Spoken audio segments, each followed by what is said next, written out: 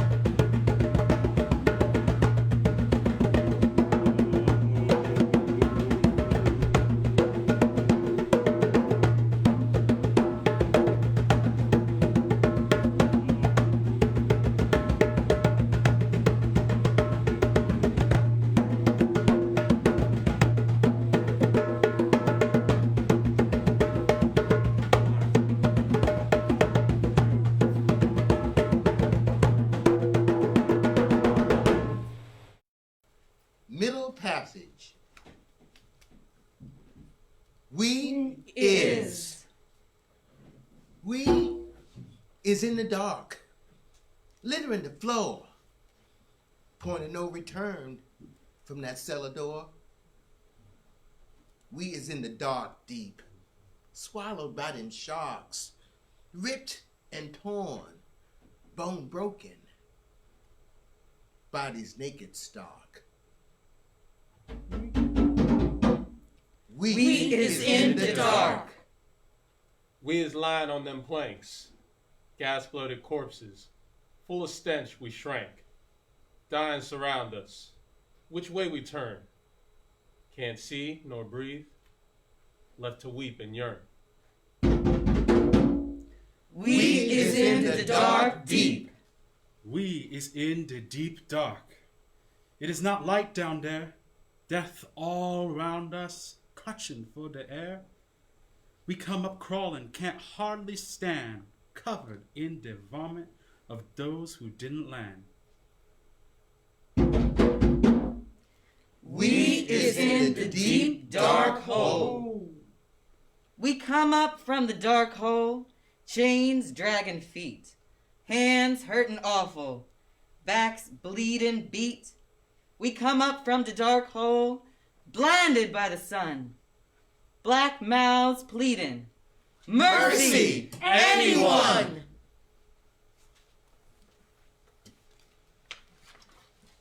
Property. Something owned or possessed, worked, rented out, sold, used as business collateral, given away. Black bones lying in a ditch, 200 years unattended, waiting. In death, we are property. unclaimed, unvisited, unknown, deflowered in unmarked graves, owned, lock, stock, and barrel, guns pointed at our heads, trigger-happy neighbors, waiting, waiting, waiting. Stones cry out, black bones rattle roll, the call of our names. George, Harrison, Henry, Harry, Isaac, Leonard, Lucky, Lucy, Sarah, Peter, Stacy, Wally, Sarah, Leonard, Jeremiah, Henry, Peter, Nathaniel, Ruth. Whites owned our eyes, blinded them. Jack, James, Millie, Phil, Ben, Nellie, Sam, John, Thomas, John, Clemens, Jenny, Jolly, Polly, Rachel, Katie, Samuel, Hercules. Whites owned our lips, muzzled them.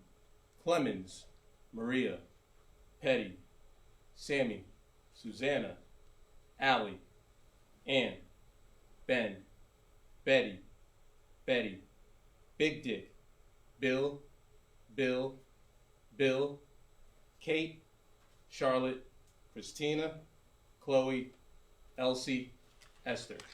Whites owned our hands, manacled them. Farm Jacob, Frederick, George, Harriet, Harry, Harvey, Henry, Hetty, Humber, Jack, Jacob, Jane, Janie,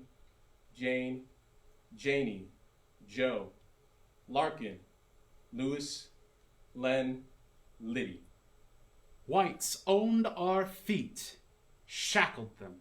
Little Bill, Locke, Lorena, Lucinda, Magdalene, Maria, Mary, Maddie, Mill, Millie, Mingo, Nanny, Ned, Nell, Old Hannah, Old Will, Paris, Pris. Whites owned our arms, branded them. Reese, Romeo, Rose, Sal, Sam, Samuel, Sue,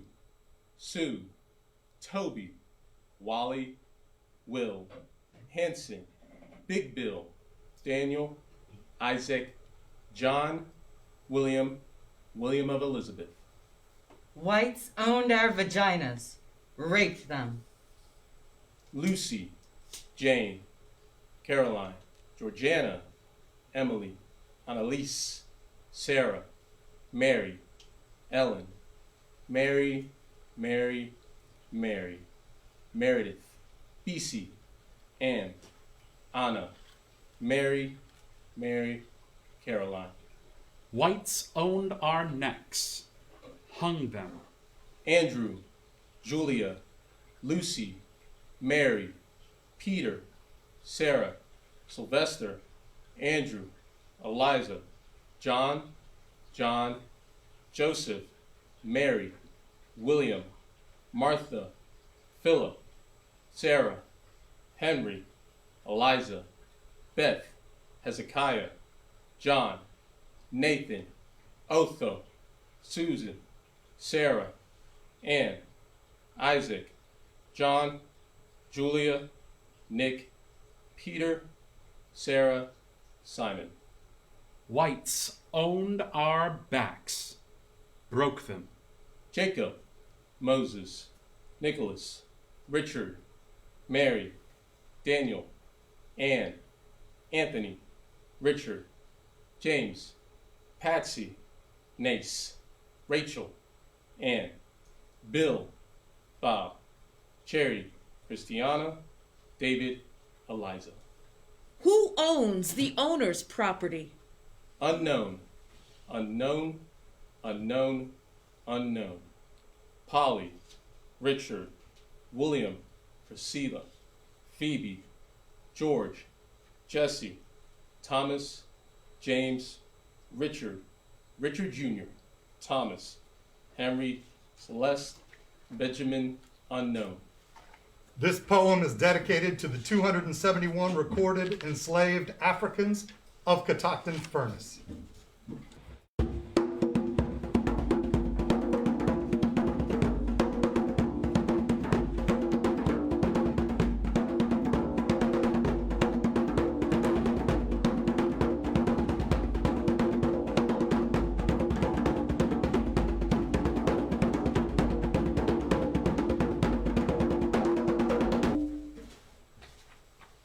Baltimore, Maryland Journal and Baltimore Advertiser Extraordinary, September 24th, 1782.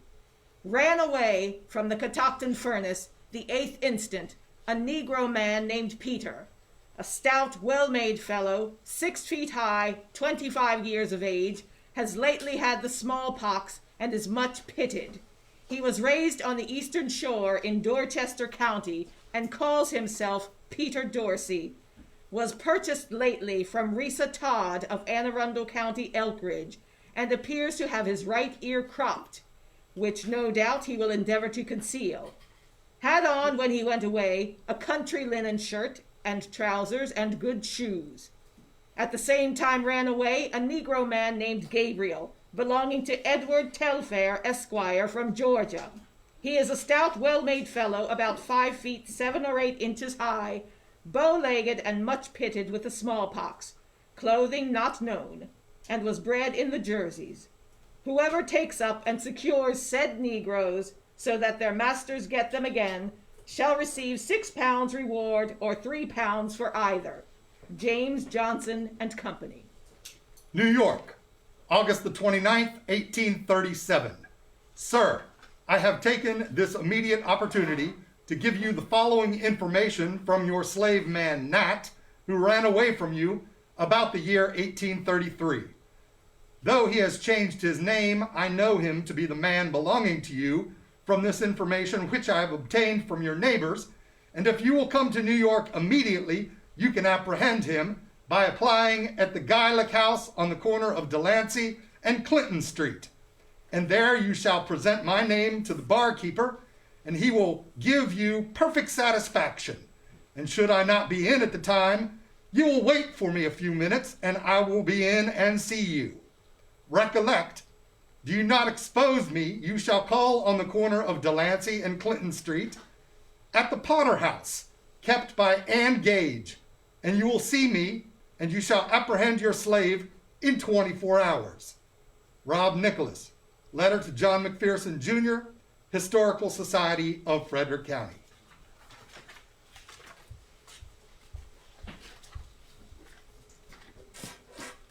Testimony of the Trees. We've stood here quite a while. Through slave bodies we have grown, weathering storms of snow and ice, while furnace ash blasted down. Our barks grow rough and tough. Soft slave skin lines our trunks. We shelter skeletal remains. Work east-faced is enough. We felt men bring slave bodies up, toss them at our roots. Their pinch-toe coffins we split wide. Their shrouds we have devoured. Their skin flakes off, dark black, light brown, layering the mud-soaked ground that feeds our brambled grove. Slave bodies twisted, tangled in the dirt we hold in place. The air once fouled with iron ore, a burned up, burning space. The hills laid bare for charcoal fire, old growth passed out of sight. We heard their sorrow songs, moaned in the dark of night. Cry of infants dead, slave mothers mourned alive, lungs struck black with lash and whip. Slave bones crunched with iron chains, slave marrow feeds us now. Slave tears pullied up our trunks. Commingled with the rain, we stand here, live witnesses, sentient to slave pain. while gravestones hide and peek. When harsh wind blows upon our heads, tearing at our limbs, our son or her son sucks dry small woodland creeks, waste water's precious drops.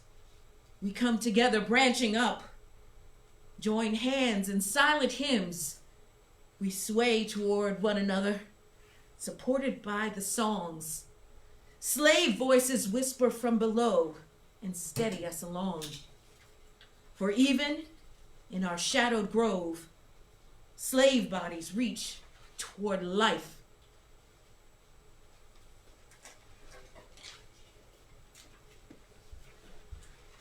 Backbreaker.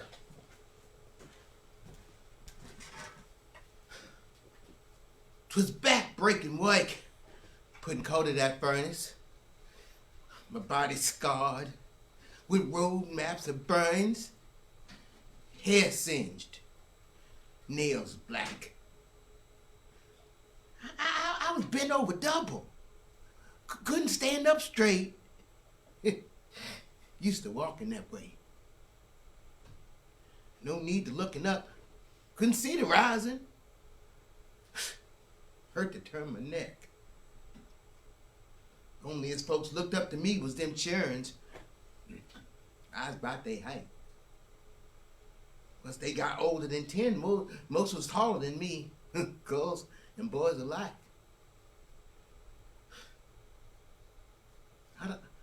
I don't know how I lived so long. Buried most everybody else. Spent lots of time shoveling their graves. I was used to digging around. Last one I dug was my own. Finished, sighed, fell to it. Bent over double. Back, finally broke. Years to sorrow took me down. This poem is dedicated to the slave called Old Jack of the Catoctin Furnace property.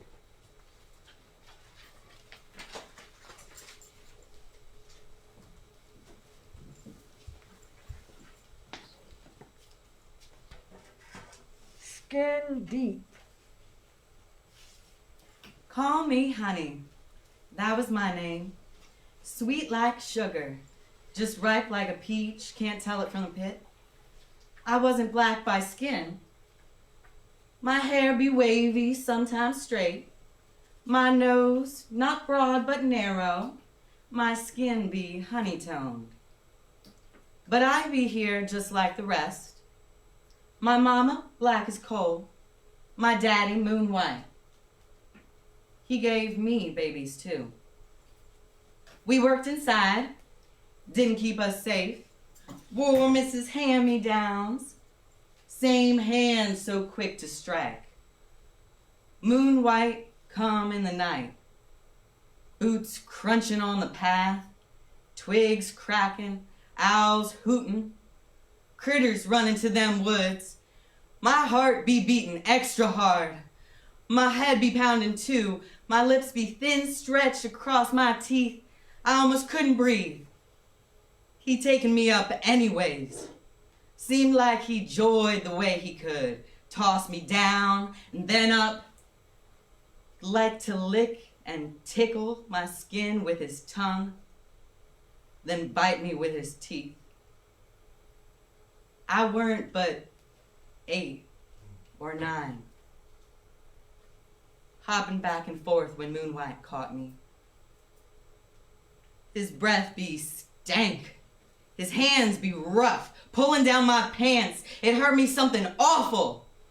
First time he slapped my rump and mount me from behind.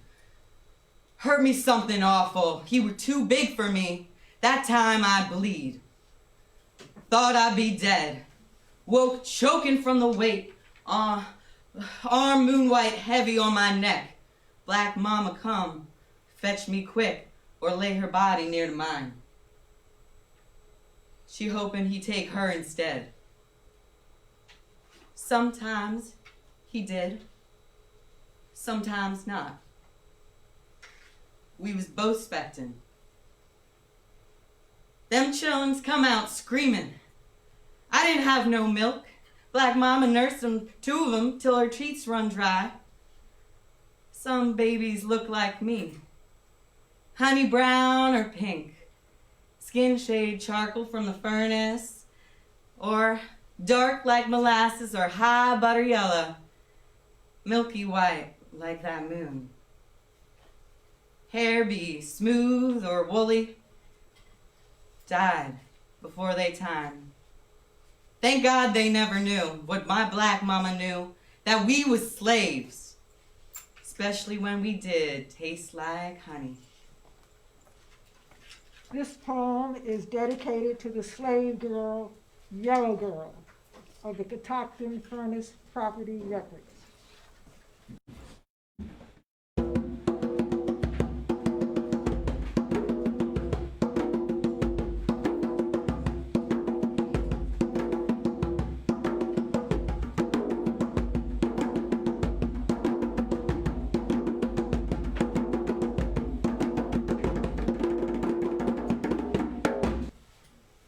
Runaway Negros. 8 Negroes, 2 men, 2 women, and 4 children, belonging to Mr. William Klein and Lieutenant Holland of Hagerstown, and to Mr. P. Fitzhugh of Catoctin Furnace, decamped in a body on Saturday night last for Pennsylvania, taking with them a horse and machine. Committed to my custody as runaways on the 24th September, 1793, the following Negroes. Charles, he says he belongs to Thomas Johnson, Esquire, of Frederick County. He is about 35 years old, 5 feet 7 or 8 inches high. His clothing consists of a cambric shirt and trousers. Ned and Jack, who say they belong to Nathaniel Daw, and Joe, who says he's the property of Thomas Somerville of this county. They're hired to Messrs. Johnson of Frederick County.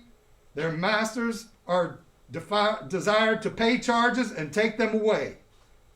Henry Hunt, Sheriff of Calvert County, September 26th, 1793.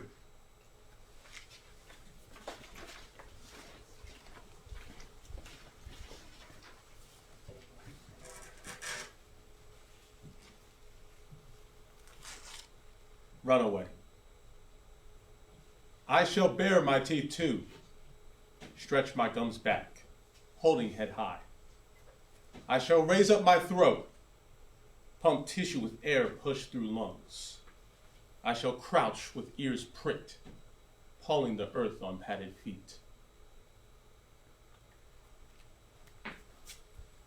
I shall speak the language of wolves, echoing in woods on moonlit nights when cold wind blows branches bare and hunters sleep in beds with rifles lean dark against walls. I shall learn to slip in silent shoes, wading through bushed bramble while staring from illumined eyes on mountains high above tree line, where breath is shallow but howling deep.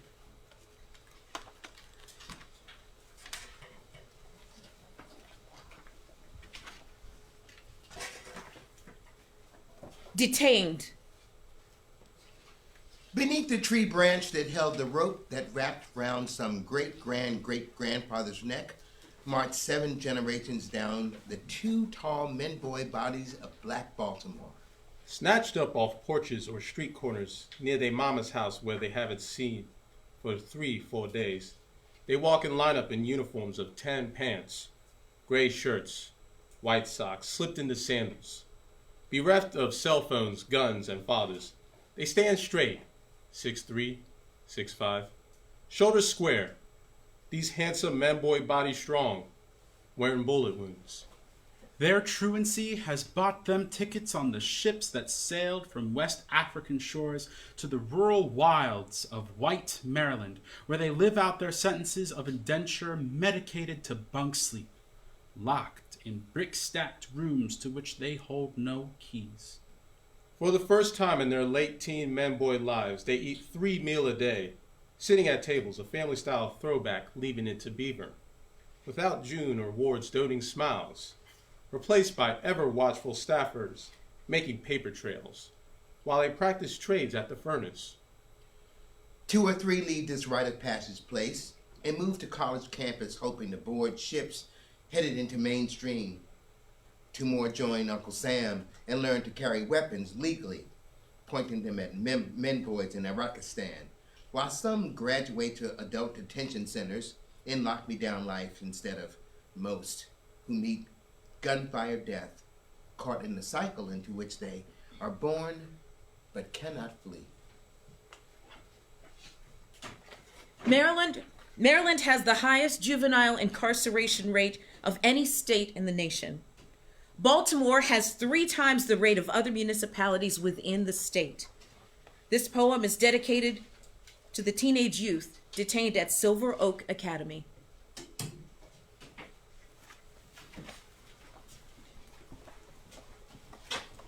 $30 reward. Runaway from subscriber living at Catoctin Furnace, Frederick County, Maryland, on Sunday, the 1st of May, Negro Dick, who calls himself Richard Thomas. He is about 20 years of age, 5 feet 4 or 5 inches high, stout-made, very black, round-faced, a likely Negro, large prominent eyes with a good deal of white in them, speaks quick and loud, very polite, has been accustomed to waiting when with his master, Thomas Wilkinson, Esquire of Calvert County, but since in my employ, the work customary about ironworks. It is supposed he has gone to Pennsylvania, as he was seen in the company of a Negro man named Bob, the property of Mr. Slusser, on their way to Emmitsburg. Dick took with him a superfine broadcloth blue coat, tolerably good, and any other of his clothing not recollected. The above reward will be given for securing him in any jail in the United States, so that his master or subscriber may get him again, and if brought home, any reasonable charges will be paid. Willoughby Mayberry, Catoctin Furnace, June 3rd, 1815. Baltimore, Maryland Journal and Baltimore Advertiser, February 8, 1780. Ran away last night from Catoctin Furnace in Frederick County, Maryland, a Negro man named Phil, a well-set, stout fellow, about 5 feet 10 inches high, very black, has a large mouth and thick lips, is about 25 years of age, had on a white country full cloth waistcoat and breeches, an undered waistcoat, white yarn stockings, strong shoes with strings, and a coarse toe linen shirt and a leather hat. $100 is hereby offered for taking and securing the said fellow in any jail and giving notice to his masters or delivering him at Catoctin Furnace, Buck Creek Forge, or Fredericktown, or if out of this state, double that sum. James Johnson and Company, January 30th, 1780.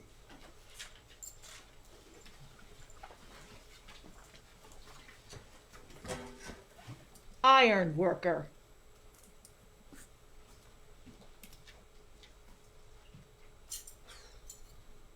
Ain't Harriet say, is you tired? Keep gwine. Is you scared? Keep gwine. Is you hungry? Keep gwine. Is you want to taste freedom? Keep gwine. I don't know nothing about no freedom. I was born and bred to work. My mama laid down one day from her work with me in her belly. When she got up to finish her work, I been done come out her belly. And that was work. She done her work with me, hanging on tight to her back or on her tits, me curled round her belly. That was work. My mama buried in them hills. She about worked to death. They took me from her when her belly swelled up again. There was another baby in there trying to get out. That one didn't make it. I still hear my mama groaning in the middle of the night, seeing her bleeding real bad too. but she couldn't get that baby out. They both screamed themselves to death. Then, all to sudden, twerk, no sound at all. Not a peep, not a whimper. Woods got still and quiet, like next thing I knowed, they told me my mama dead. Didn't know nothing about no dead. Dead mean no more sound, no more smiles at me when she see me coming up the path with a cup of water for her freshening. Dead mean no belly to curl up against on a cold night when the wind is beating on them leaves and knocking off them leaves and making them twirl and tumble to the ground. And dead mean when them pine trees scratch and whistle talking to themselves, but ain't nobody care what they has to say. Dead mean them rocks got stuck over top my mama's head. They be jammed into the dirt where her body got throwed. And dead mean I ain't never, ever, never, ever gonna hear nobody call me baby no more.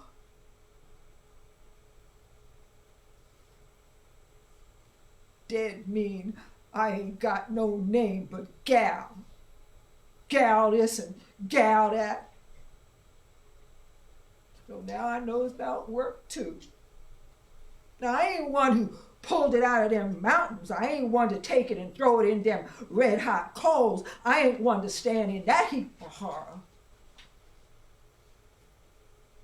I the one stand over that wash tub, rubbing and scrubbing they clothes, beating the black and soot. Fetch it, gal, lift it, gal. I the one making that soap out of lye. I the one with burnt fingers. I the one with my skin peeled away, muscles torn and shredded from they bones. I the one grabbing they buckets, filling them up and watching the water turn blood red, bleaching with bluing. I that one, scrub it, gal, on your knees, gal.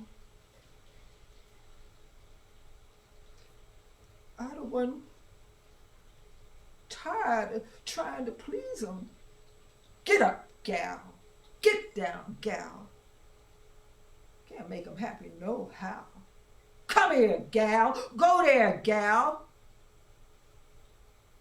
I the one try to please myself. Watch it, gal. Don't sass me, gal. I the one tried running away. I'll whoop you, gal. Made it down that road, past that barn, same road my papa ran down when I was young. Never did see him no more. I the one they caught. I the one they branded with that iron. I the one wore shackles around my feet. I the one ankle bleeding where that iron cut my leg. Walking back and forth, hanging up they clothes in their yard.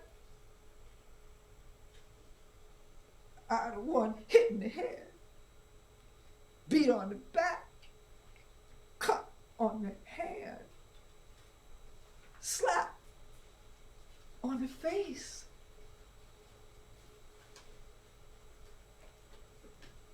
I that one.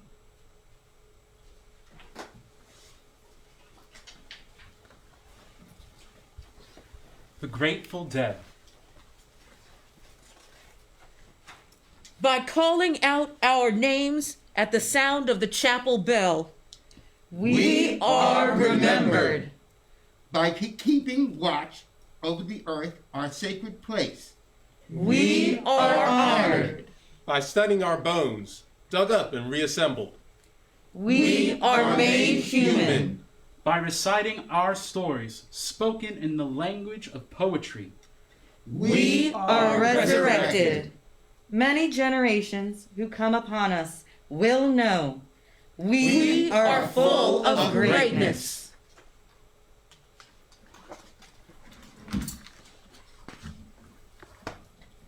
Thank you all so much for watching Catoctin SlaveSpeak. I'd like to thank our drummers and Dada Kinsanya and Patrick Henry, our stage manager Melinda Wintroll, and tech director Stephen Craig. Also, I'd like to thank the African American Resources, Cultural, and Heritage Society, along with the Catoctin Furnace Historical Society.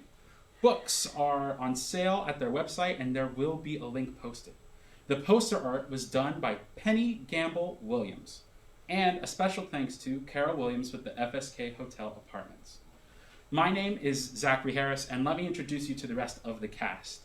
Ray Hatch, Richard Johnson, Tad James, Julie Herber, Kimberly Zoe Donahue Rick, Rona Mensa, and of course, the woman whose creative inspiration brings us here tonight, the author of the poetry you heard tonight and performer, Elayne Bond Hyman.